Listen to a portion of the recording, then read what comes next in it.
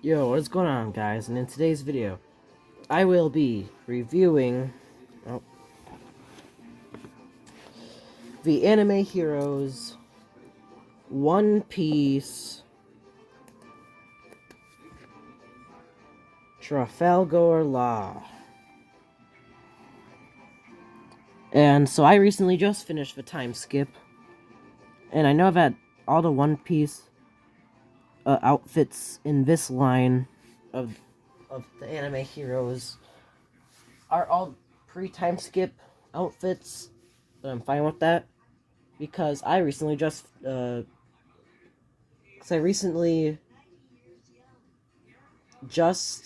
kind of started getting into seeing just clips of the post time skip because Netflix doesn't have all the seasons of the complete post time skip. They have the pre time skip, and then it just skips right to the most recent arc, Egghead Island. And I've watched all up to the most recent episode, not the most recent episode, but the episode before that, which would be 1108. And for being someone well, if you don't count me doing a pretty major skip, 516 episodes into the show, I know most of the characters pretty well. And that's why when I saw this law for pretty cheap, only being $10, I knew it was an instant pickup. Plus, on top of that, I recently found another line of One Piece figures, and they're all in my Amazon cart. So I roughly found a Nami and a Boa Hancock, both from the Variable Action Heroes line. I know it's a very fragile line, but also very expensive line.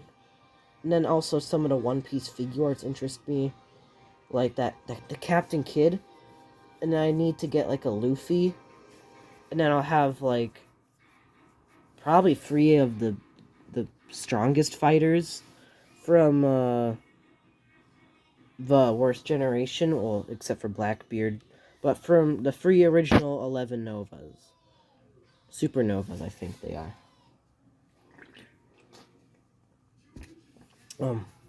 But before we do that, I'm officially starting my anime figure / statue collection with the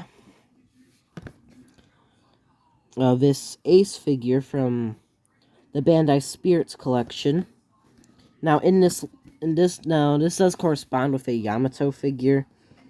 And I'd be willing to buy a Yamato figure just to complete it, but yeah, you can see we got Ace here. He's punching, and he's got fire. He's got dust.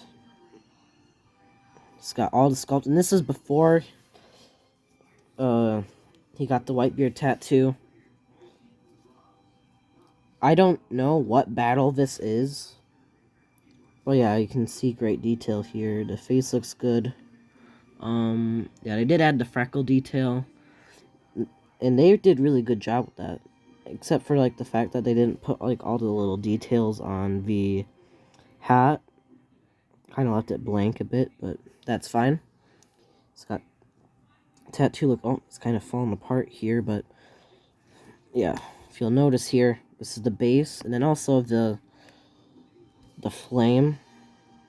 Yeah, and it's just a simple constructive manner. They have corresponding holes, and I might have them in the background of my videos, just for fun, or not. But getting into the meat and potatoes of the video, here we have Trafalgar Law, who is my second figure in the One Piece Anime Heroes line, and if I look at my current collection, it's 1, 2, 3, 4, 5. I believe that's 5 figures I've collected of the Anime Heroes line, with only collecting the Naruto and One Piece line. Now, I think these figures are really good. I just think that one of the issues I have, especially on the Sanji, is the joints on like the shoulders, and the fact I don't like that they can drop down and like go up. Like here, I'll bring Sanji out quickly here. You'll notice like it's so easy to drop down. It just looks kind of weird. But I feel like that's just only depending on how long you have them. Like if you have figures for a decent amount of time, they'll eventually wear down. But the only other one in this line I'm thinking of picking up is the Dressrosa Luffy, or just any kind of Luffy. Because I think with the figure's incredibly soft plastic material, I think it's completely fine just getting Luffy from this line. I would be fine with getting the figure arts, but I just heard that the figure arts has so many issues. And I think just getting a Luffy from this line would be cool. Since this line is very good. Starting things off here with the head sculpt. It very much looks like Law. It's got the hat, the facial hair. It's got the earring details. Okay, I'm gonna just shut my door because my sister's YouTube video is very loud right now. Okay, we're back, and sorry for that inconvenience there, but yeah, as I said, it's got an earring sculpt there. A very rememberable hat. Then you got his symbol. You got the tattoos on the arms. I was contemplating between this and the figure arts, because I like the figure arts because it really exposes his tattoo details, but I thought this one was fine for the low price of like $10. Very on sale. And I got actually this and the Ace and the beautiful Ace figure. And yes, he is my favorite One Piece character. I think for like only a $40 haul. Now on the box it does say that I got Ace for like $32.99. And I'm pretty sure Law said $9.99, but I don't know if the figure was on sale or was cheaper than the box, or this guy was just so on sale that they just didn't update the price on him. Or what, but yeah. Then you go down here, you got the jeans, you got like the little black dots here. I'll list the arms up.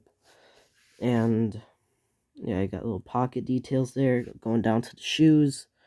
Yeah, you got very nice shoe details. You got, and I like, one thing I like is that the double jointed knees and arms are very good, even though they still have pegs in them.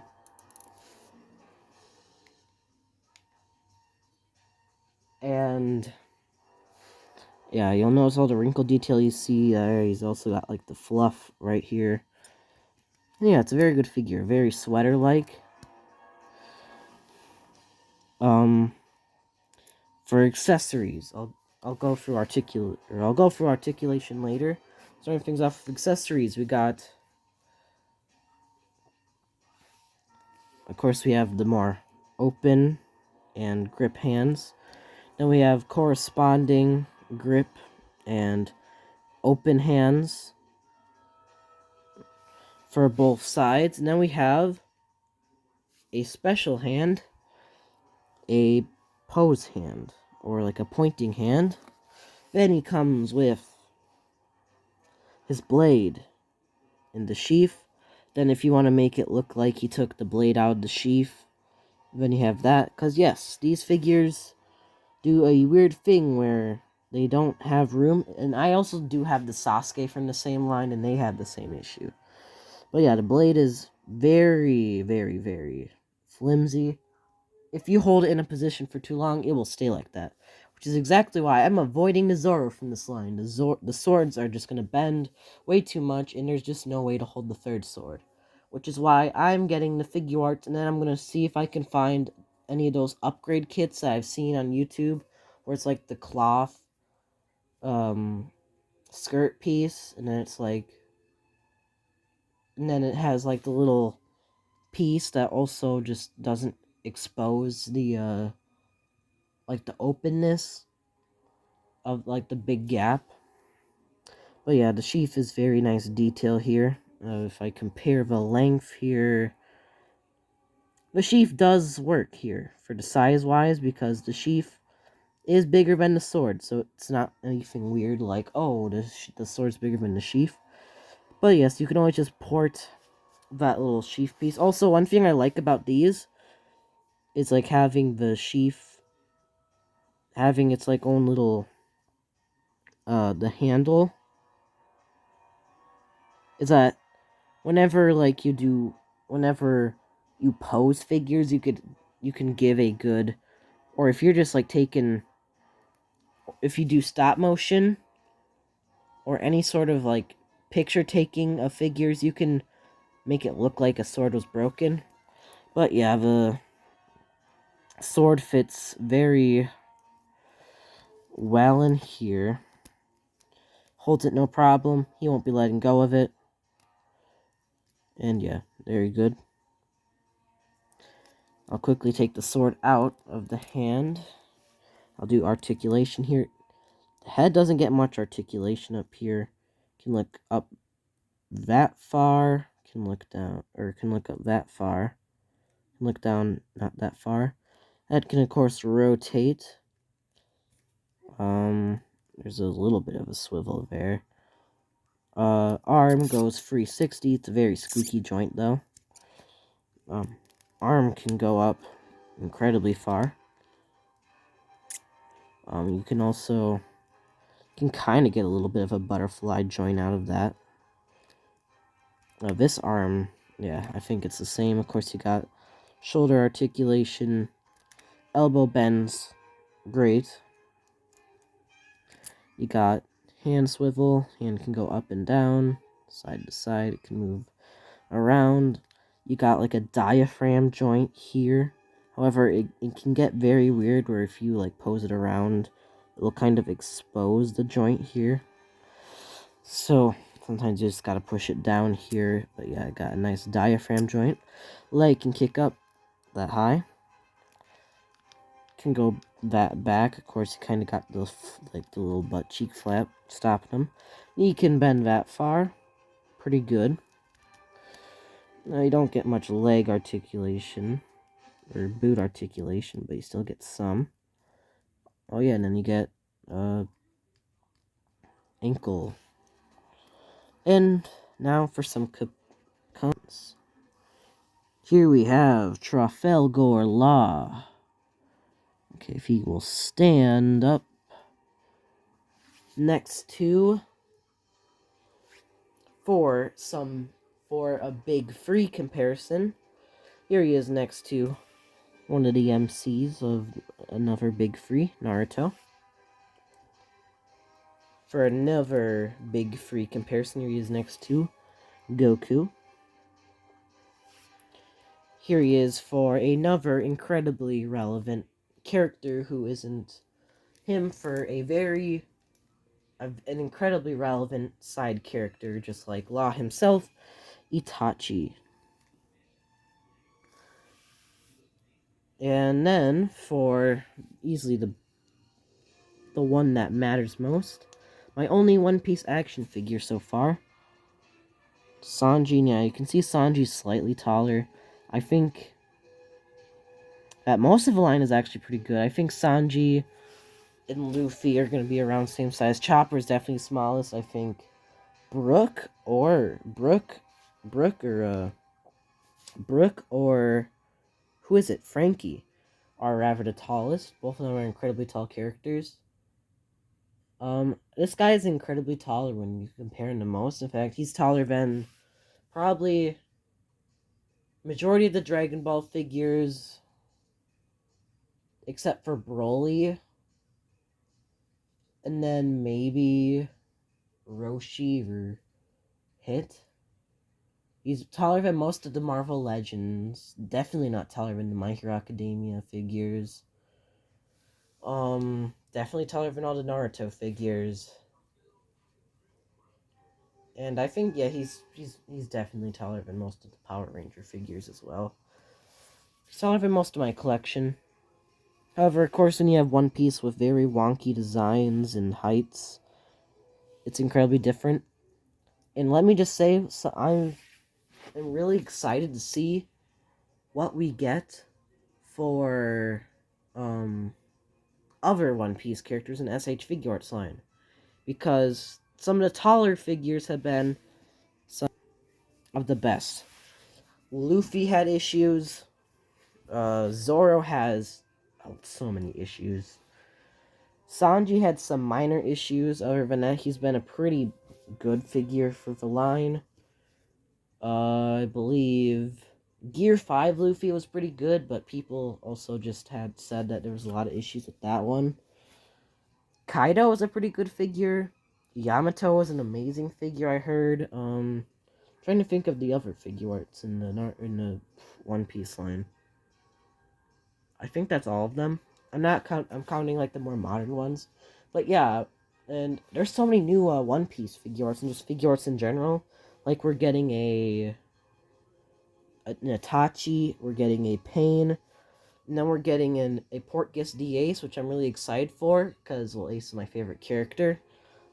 We're getting a East Blue Nami and Luffy in their OG outfits, which I'm excited to see what they can do. Because if they release a East Blue Zoro, then they'll definitely be fixing their mistakes. We'll eventually get all the Straw Hats. Then we're also getting a Captain Kidd in the figure arts line. Oh yeah, I forgot. We also had Law in the figure arts line at this current point, and I heard that the Law figure just had also a lot of issues with just the cape and whatever, but it's all fine. I definitely think that now I would really be excited to see what they can do for the other figures or other characters. I'd love to see a Whitebeard figure arts, and they can make them scale accurate because the variable action heroes Mega House one isn't that size accurate. Definitely could see a Shanks in the figure arts line. Would love to see Boa Hancock, uh, Mihawk, Gecko Moria. Like Gecko Moria is the greatest character. His laugh, I can do his laugh pretty well. Like, dude, his laugh is just like, like, dude, One Piece has so many wacky laughs. Doflamingo would be a cool one too. I think maybe seeing like Crocodile would be a cool one. I know Lucci would be a cool one. I know a lot of these characters, the Mega House Variable Action Heroes line did a lot of these. Robin would be a cool one. Time Skip Nami would be a cool one. Uh, Definitely a lot of cool options they could do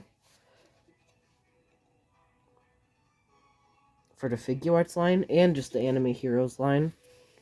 But yeah, this guy's really good. Now, when you compare him to the figure arts, is he anything like the figure arts? No.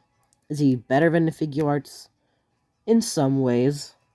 Now, I don't actually own it, so I'm not sure how good or bad the figure arts is, but just hearing from reviews, they need to fix the quality on the figure arts because there's no way there's no way people are actually going to be willing to pay tons and tons of money when these $20 figures could be better.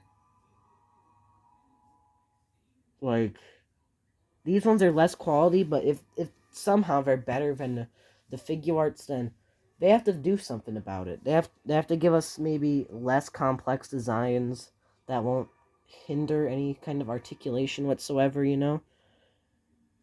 Which I think Bandai has many opportunities. Because, oh yeah, the Captain Kid, the Ace, East Blue, Luffy, those three have chances of fixing the line. I think Nami would be a very interesting one, but they could make her very good. They're also doing the One Piece live action Nami. And let me just say, I hate the way this figure looks. It looks nothing like Emily Rudd, who is the actor that played Nami in the live action. Which I love how so spot on they were when it came down to Luffy and Zoro. But then Nanami just didn't do anything that made it look similar whatsoever to the actor. And it didn't help. And now I'm just scared to see what the Usopp and the Sanji for the Figure Arts live action line are gonna be. Let's just pray to God that they do it right. And actually, I'm really excited about the new season 2 because Alabasta is gonna be a part of it, and I'm very excited to see what they. It's one of my favorite arcs, especially for early on. Yeah, and it's a very very uh, long arc. I believe it's like episode 93 to episode 130. However, it has a lot of good points and it has a lot of character development. Like, for example, we're introduced to.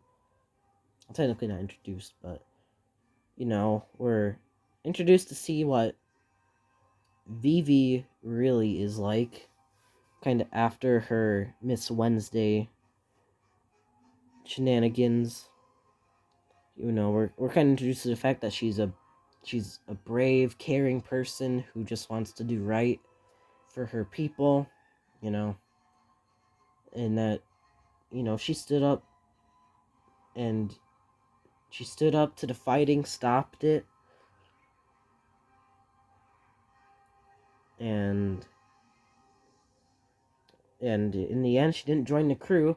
However, spoiler alert, she makes her appearance in, I believe, episode 1108 after many years.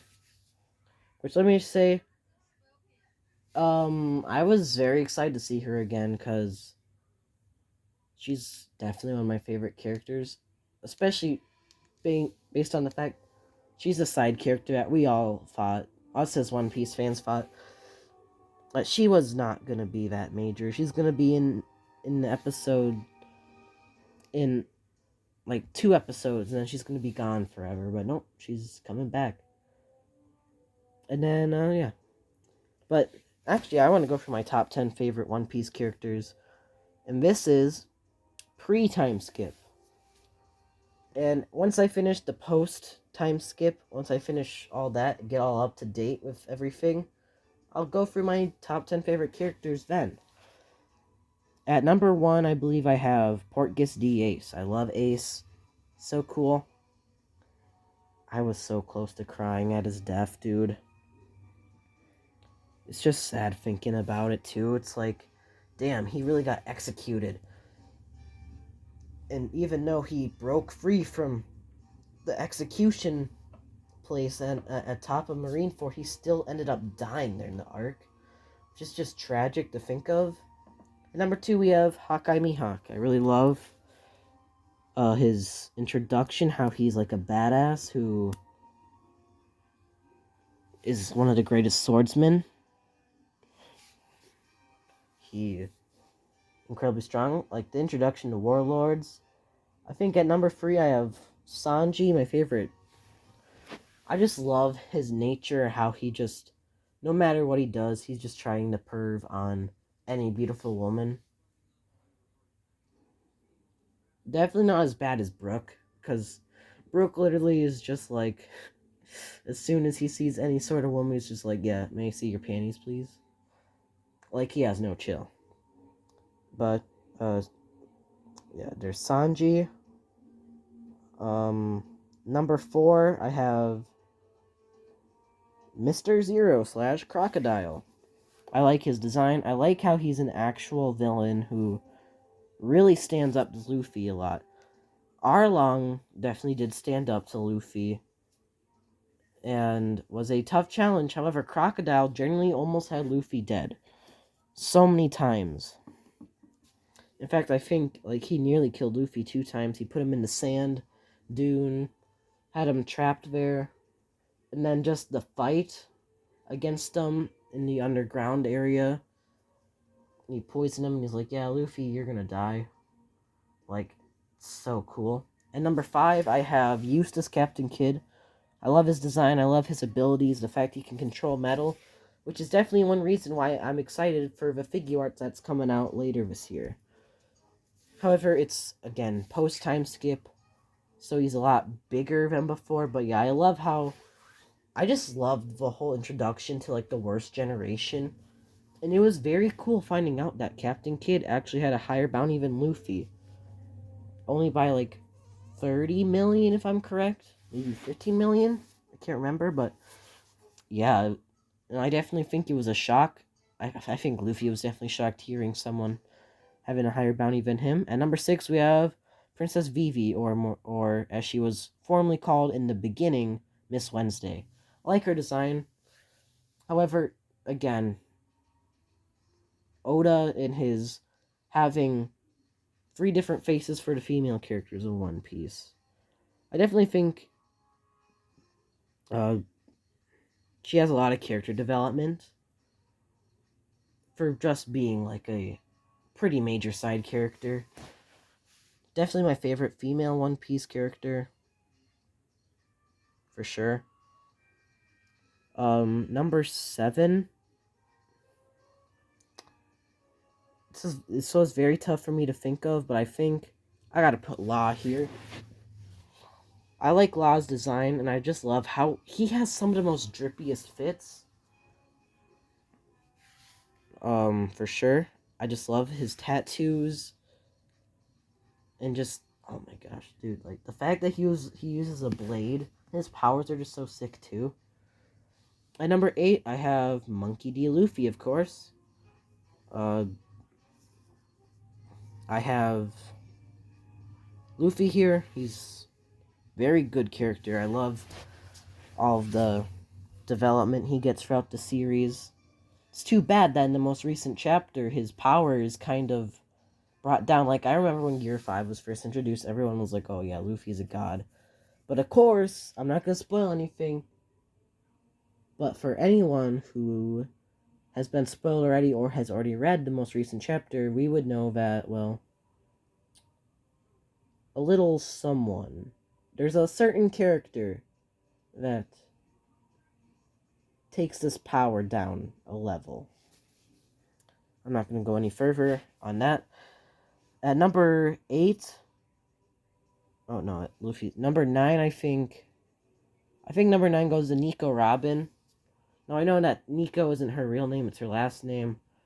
But I just have such a bond with that name, Nico, because the first dog I ever had, his name was Nico. And that being Robin's last name definitely made me bond with her character a little more. Because that name really has a lot of meaning to me. There's a lot of lore when it comes to that name. Plus, her power's cool. And I love how, I don't know why, this is so funny, but somehow all the Straw Hats look the same. Their faces look the same. Maybe their hair changed or something like that. But then you have Robin. Her face completely changes. Her hair completely changes. But I think that's just because she was drawn more tan than she's supposed to be. Because I know that she was intentionally supposed to be a lot more pale.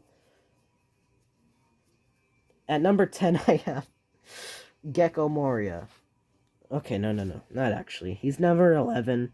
Just merely, but barely made it. Or just almost made it. But at number 10, I have Boa Hancock. She's a very strong character because, well, her looks always attract a lot of people. So her power is very powerful. But on top of that, also, she's such an over-the-top character. Like, who could forget Impel Down, Luffy's trying to hold on to her body, and she's just like, oh my gosh, Luffy's touching my body? What? Oh, he's definitely wanting to get married with me. And then the fact that, like, he finally gets her name right, and she just freaks out so much about that. She's like, oh, Luffy finally got my name right. Because he always calls her Hammock. So, what are you doing, Hammock? Like, how you been doing, Hammock? And then the fact that she's like, oh, me and Luffy will definitely get engaged. And of course, like, the elder of Amazon is just like, well, you don't understand how marriage works. You're going so out of order. As soon as Luffy does anything whatsoever, she'll just freak out about it. Which just makes her such an interesting character. Plus, on top of that, I think the whole idea of the love fruit is so interesting. But yeah, that's gonna do it for this video. I kind of did a lot. I kind of yapped a bit about One Piece, which that's fine. But other than that, this figure is really great.